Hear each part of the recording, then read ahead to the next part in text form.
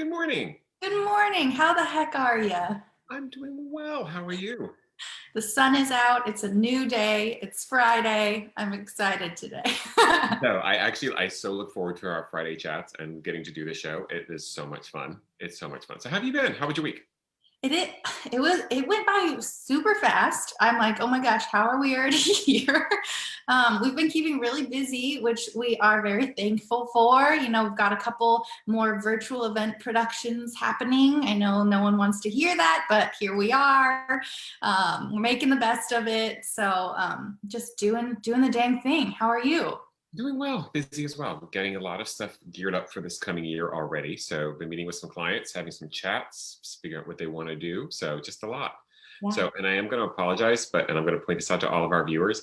I have this one alfalfa thing that is driving me crazy, and there is so much product in my hair that I can't do anything with it. He came to visit, and I actually love it. So, so anybody who just gets fixated on that, I do apologize, but it is what it is. But here we are. I know our guest will appreciate your style.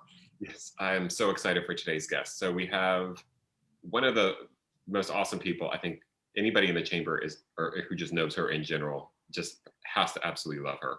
So I will let you do the introductions. She's spunky. She is intelligent. She's fun to be around. Mimi Donaldson, everybody. Good morning. It's so lovely. Thank you so much. Yes, I do love the chamber members. Those faces have kept me sane for a year now. This is sane? Sane. This is sane for us. This is sane now. I mean, I would much rather hug you, but since I can't, this is good. Well, I have to say, it's been such a joy getting to know you over the past year virtually. I mean, I love whenever we go on. Anybody who doesn't know, the chamber we do a bunch of virtual networking events. One of them, we do a Binge networking every Tuesday, which was kind of what led to this spinoff of Binge Live. And I believe that's where we probably met, was on that one. Yes. And Mimi just lights up the room, like just such joy and fun and incredible stories, and just laughs at everything that we say, which is a huge ego boost. The best audience member, honestly. Mimi, you make us feel so good about ourselves. I love being an audience. Listen, I spoke to audiences for years, and I'm the best audience ever. I love being an audience. Yes, and weren't you, correct me if I'm wrong, but weren't you also in comedy? Wow. Well, very briefly, I've always been very funny. Humor was a thing in our family. My brother and I used to memorize Nichols and May routines and Carl Reiner and Mel Brooks' 2,000-Year-Old Man to make my parents laugh. There were comedy records on all the time, and I was a drama major in college. Well, after I got my master's, I was in HR. I'm a human resources trainer. And one of the guys at Northrop Aircraft, dear Northrop Aircraft, said, "You're so funny, you should do stand-up." And I thought, oh, I should. I could be the next Bette Midler. I could do. And so I took a stand-up comedy class every Saturday for like 12 weeks. And then we debuted at the Improv with all our family and friends there with 10-minute bits about shopping and dating, being a single woman, and all this stuff that I thought was hilarious. And our family and friends died laughing. This is it, the start of my new career. But then what you have to do is go to clubs and get on. And sometimes it's 2 in the morning. And I had to be at Northrop the next morning at 7 to teach the engineers. So, and then there was smoking in the clubs back then. And they would be blowing smoke, and I'm allergic to smoke. So this was not fun at all. And in the comedy store and the Improv, you have to keep people laughing every 30 seconds. Yeah. Like they want to laugh every second. Whereas in corporate, in my speeches and trainings, it was like you get maybe 90 seconds. It was like wonderful. And so I would much rather, and they're sober, and they're not smoking. And so I just thought, no, let me stick to HR. I love it. I love that you are a comedian bringing HR to life. You know, like we need more of that in the world. Well, I was a very funny trainer at Northrop Aircraft. And I was very challenged because I was a little chick and most of the trainers were men and all the students were men. And one of the men asked me, hey, little chick, they call me little chick. What? I let them, I thought it was cute. And they said, so little chick, when's the last time you bucked a rivet? You ever buck a rivet? And I went, no, but I probably should. So they laughed. But rivets on the planes, there's billions of them. And there's rivet guns that weigh about 50 pounds. And every time it bucks, your whole body, it's like, and so I went on the line and hard hat and safety glasses. And then I was famous throughout Northrop. The little chick who went on the line actually went on. Well, I thought I had to because they were not very nice to their employees. And that's why I was hired, to make them human to their employees. So I thought I'd better find out what it was like. So you were you were an actual Rosie the Riveter, like for at least one time. Wow, I never thought of that, Joel. Like You had to infiltrate the system. so how did you go from, okay, so you went from HR into TED Talks speech coach. How do you transfer? Oh yeah, that's a huge jump. Okay, in Okay. between the HR training and the TED Talk coaching, I've had 15 people on the TEDx stage. I've got 2 more on the way. I'm so excited. Okay, so how do you do that? Well, you spend the next 30 years keynote speaking in front of thousands of people for the Fortune 500 conferences. And then you get rave reviews so that you can continue your career, and you get paid and you get flown places and you speak on big stages. And so that you know what the audience wants. That's why I'm such a good audience, because I have been watching audiences for so many years, and I know what they're going to go like this for, and what they're going to go, what? What'd she say? Wait, what? What? So that's, can't do that as a keynoter. You'll be out of a career. So you have to really take them step by step, which is what I love teaching people.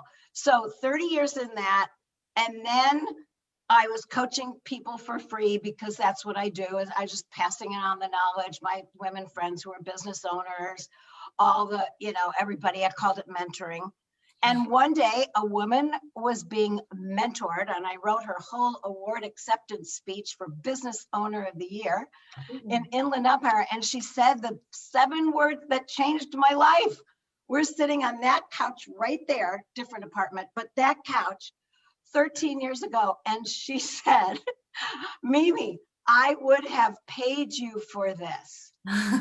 So did you invoice her retroactive? No, I literally could. I went, what? No, what? It was, I thought I could only get checks from the big companies. Yeah. But that was not true. That people, business owners like us, and like the people on this call, we need the training of how to present our business. Very true. So that has been my passion, paid for the last 13 years, unpaid for the last 30. But it's just, how do you, my tagline on my website, I think, or on my constant contact email is, I want you to be as passionate about speaking about your business as you are about your business. See, people love their business, but do you love speaking about your business? Yeah. Do you like that? Well, you should. You should really. What tidbits of knowledge do you have for us, Mimi, too, to speak about our business, or everyone having to transition to Zoom and online? Zoom. Oh, I love the transition to Zoom question. Okay. You see this, the one thing Joel said about me at the beginning that was unscripted, but he said, we love Mimi's energy, comes in a meeting and there's, okay. No, it was scripted. I read it exactly as you wrote it. Energy, people, I don't care how you get the message. Energy is the single most important characteristic of communication ever. One-to-one, energy. 1,500 people, energy. My biggest audience, 17,000 in a convention center, energy. That's so nerve-wracking. I know, but the Zoom is you even need more energy because you don't get to pat them. That's true. You don't get to reach an arm out. You don't get to pour someone's coffee. You don't get to have that stuff, those nonverbal cues and all the gesturing and the touching. We don't get to do that. So this is the energy, your voice and your eyes. That's right. I will say in some Zoom calls, I've actually found myself using my hands, and I can. You have to use your hands as much as you can. I mean, they're not distracting if you do it like this. But it's just funny because I've caught myself doing this, and I'm like, you just stop and think about it. You're just kind of, I'm in my own home, and I am doing this. It's kind of like the people who are on the phone giving directions, and they go like, okay, you're going to go down the street, and you're miming everything. Yeah, But Joel, I'm going to validate that. That is good. Okay. Anything you can give people on the screen that will help communicate your message and your energy about your message is good. Okay. I mean, I wasn't fishing for a compliment, but I will take it. You're doing great. I love that too. I think, Mimi, you were the one that we were having this discussion about not necessarily energy, but how much it drains also from us. There's like this study that we're, Zoom fatigue, and there's all the Zoom research. This is the sentence that changed my life about Zoom research, because I was doing 2 or 3 Zooms in a row and then I would go lay down. Yeah.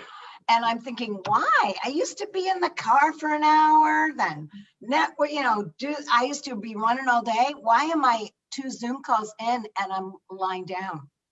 Because here's the sentence. Zoom makes your body search for clues it cannot possibly receive. Oh, that's interesting. So it makes you work harder to communicate your message because you're wanting the feedback, the nodding, the smiling, the touching, you want those things that you can't get on Zoom.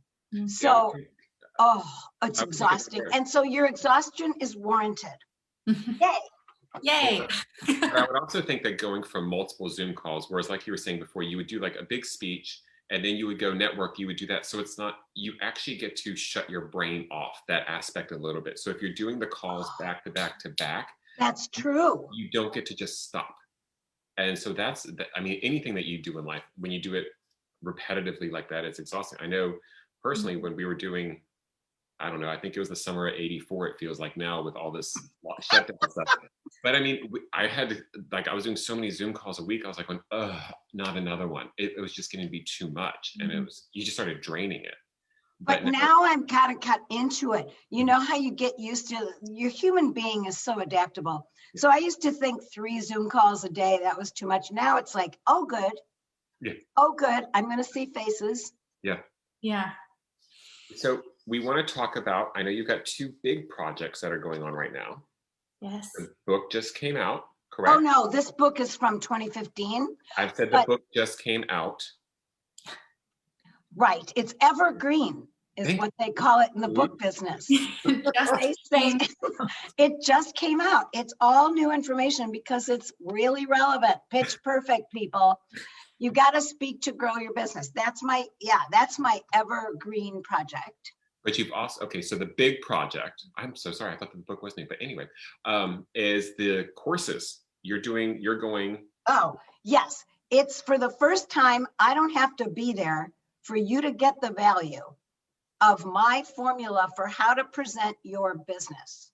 In what order does the audience want to hear it? So it's a video, self-paced course, step by step. You download the modules on your own computer.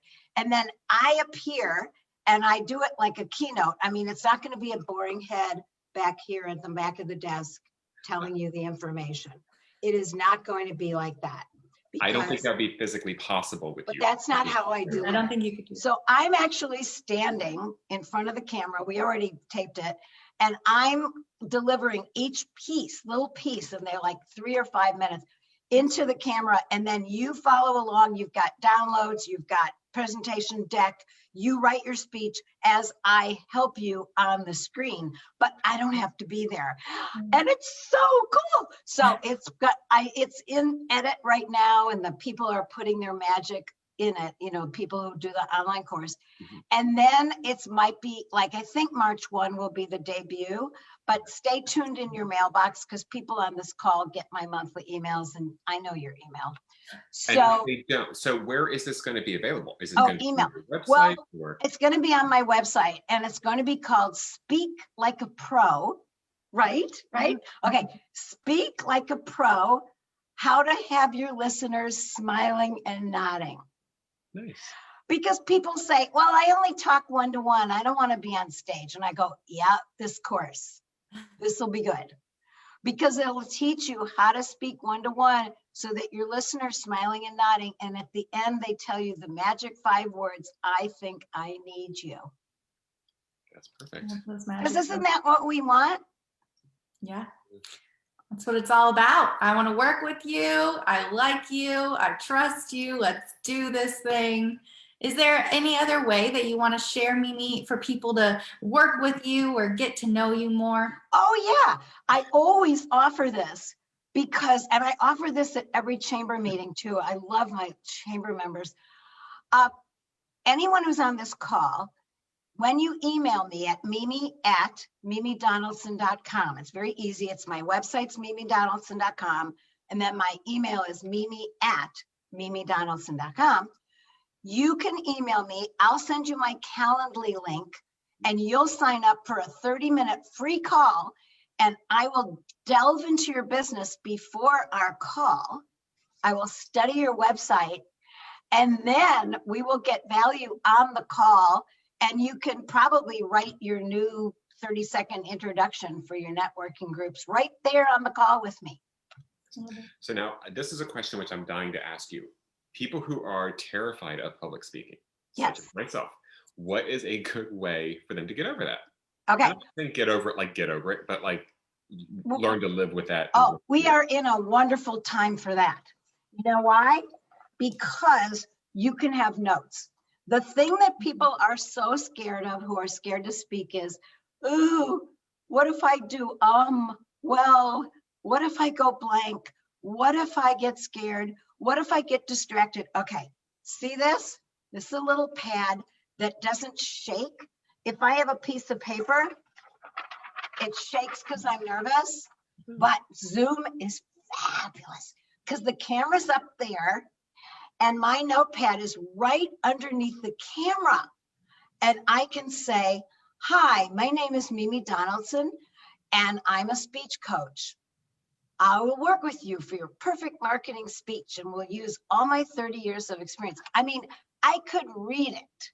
So the best thing I tell people who are nervous is if you have words that you know are going to be there and that you're excited about, that takes care of 90% of your nerves. 90%. My clients at the end of working with me go, oh, I can't wait to say that. I can't wait to do this speech. That's how I know my work is done, because they're relishing what we wrote for their content. Content is king. Content, if you have good content, you are excited to speak. And if you're excited to speak, you won't be nervous. True. Okay. That's actually really good advice. You gonna try that out, Joel? Sure. I just have an issue with getting up in front of crowds. Like I'm very shy I'm like, and then when I do speak, because I remember I took a speech class back in college and we had like 5 or 10 minutes to do like a tribute speech. And so I did mine and I was done in like 3 minutes and I had timed it beforehand. Like, okay, I'll fill up the whole time. And it was just kind of like, okay, I'm going to tell you the 4 words that are going to cure you of that thought. You're speaking in front of a big group and you're all nervous. Why? Because you're speaking like in a mirror. You think you're speaking in a mirror. No, here's the 4 words. It's not about you. Wait, what? Right? Joel never. Well, this has been great. No, I tell everybody this. I don't get my TED talkers to talk about themselves unless I tell them you are doing good for people. The humanity, you are sharing what they need, what their problem is, what your solution is to their situation. Your people who come to you are needing your expertise. You address that. It's not about you, it's about them. It's about what you can do for them. That gets the TED Talkers really over it. They get over it like, oh, I can't speak about my story. It's so self-indulgent. I go, no, it's not about you. They want to know a little bit of your story so you can answer their problem. Okay. It's not about you. It's all about the audience. Even if it's a one-to-one, what is their need right now? What is the thing? They're looking at you like this at the beginning of a one-to-one or a 17,000 person speech. They're looking at you like this, arms crossed, looking sideways, saying, okay, why should I listen to you? What's in it for me? That's what you have to address. Okay. Their need. I always say lead with the need. Another 4 words that are very valuable. Lead with the need. Lead with the need. Catchy phrases that are just very, very memorable. I appreciate it. Memorable, baby. Memorable. That's how I got hired again. Because you speak for a group once, if they remember you, they want you to speak again on a different topic. That's the key. That's the golden ticket. Okay, Mimi, do you know what time it is? Joel? Oh, I've been here every week. I love these. All right, everybody, drum roll, please. It is time for the lightning round of Binge Live. You have 3 seconds to answer the following questions. Are you ready? Ready. Okay, first question. Are you a Rams or Chargers fan? Rams. What is your spirit animal? Koala bear. Love that. What? Yeah. If I say the color yellow, you think? Sun. Happy. Are you a mountains or beach person? Beach, baby. Love it. What is your hometown? Chicago, Illinois. I love Chicago. Favorite takeout place? Celadon Thai food on Washington. Ooh. What is a song that's always stuck in your head? Jump. I get up and nothing gets me down. Van Halen, it's the thing I play on the bike when I think, oh, I can't do one more song, I'm exhausted.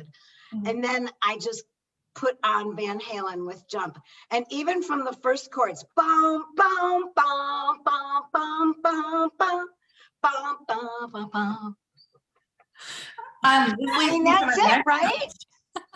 I didn't even have to ask you to dance, and you danced for us, so that makes me chair dancing should be a must for Zoom calls. Chair dancing is really great. What's your favorite chair dance move? Wow. Probably this or that. I mean, anything people can see and laugh at. I love that. And are you a cat person or a dog person? Oh, cats. There was one point I had 6 cats. And for 22 years, I had Lillian and one of each of her 5 litters. And they died 1-to-1 until Linguini and Lillian lasted the longest. I'm a cat person. I love that. Do you have a favorite charity to donate to? You know, when I wrote my football book, Necessary Roughness about football, I donated to Gridiron Greats, which was, it's a fund for old football players. They never got millions of dollars in their day, and they get to be 40 and they can't even walk anymore or think, they got so battered up.